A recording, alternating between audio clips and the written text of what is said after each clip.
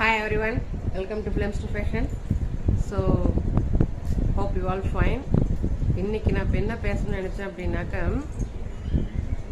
உங்களுடைய வெற்றி, நீங்கள் எடுத்த காரியத்தில் ஏதோ வெற்றி, இல்லை நீங்கள் படிப்பில் ஏதோ சம்மந்தமாக அச்சீவ் பண்ணியிருக்கீங்க, இல்லை உங்கள் டேலண்ட்டை எக்ஸ்போஸ் பண்ணியிருக்கீங்க, இல்லை நீங்கள் எதிர்பார்த்த ஜாப் உங்களுக்கு கிடச்சிருச்சு, இல்லை ஒரு ரிலேஷன்ஷிப் நல்லபடியாக அமைஞ்சிருச்சு, இல்லை நீங்கள் யாரையோ நல்லபடியாக புரிஞ்சுக்கிட்டீங்க. ஸோ இது மாதிரியான நிறைய விஷயங்கள் சக்ஸஸ்ன்னு சொல்கிறது இருக்குது. ஸோ அந்த சக்ஸஸை நீங்கள் யாருக்கிட்டையா ஷேர் பண்ணும்போது நீங்கள் எதிர்பார்த்த அளவுக்கு அப்ரிசியேஷனோ இல்லை ஒரு என்கரேஜ்மெண்ட்டோ வெளியிலேருந்து உங்களுக்கு கிடைக்கல அப்படின்னு நீங்கள் என்னைக்காச்சும் வருத்தப்பட்டிருக்கீங்களா?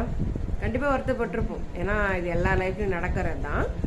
இதுக்கு ரீசன் என்ன அப்படின்னாக்கா, இப்போ உங்களுடைய வெற்றி அப்படின்றது அது எந்த அளவுக்கு உயர்ந்தது அப்படின்றது உங்களை தவிர வேற யாராலையும் புரிஞ்சுக்க முடியாது. ஓகேங்களா? ஸோ அப்படி இருக்கிற பட்சத்தில் நம்மளுடைய வெற்றியை மற்றவங்க நாம் எப்படி நம்ம வெற்றியை ஏற்றுக்கிறோமோ அதே மாதிரி அவங்களும் ஏற்றுக்கணும் அப்படின்னு நம்ம எதிர்பார்க்கறது ஒரு வேலிடேஷனுக்காக வெயிட் பண்ணுற மாதிரி. நீங்களே உங்களை எப்படி சொல்கிறது, உங்களுடைய வேலிடேஷனை நீங்கள் அக்செப்ட் பண்ணாததுக்கு சமம் அது. ஓகேங்களா? கண்டிப்பாக உங்களுடைய வெற்றி ஒருத்தவங்களுக்கு புரிஞ்சுது, அதை அவங்க அக்செப்ட் பண்ணுறாங்க அப்படின்னாக்க கண்டிப்பாக பாராட்டுவாங்க. ஸோ அதில் எந்த ப்ராப்ளமும் கிடையாது.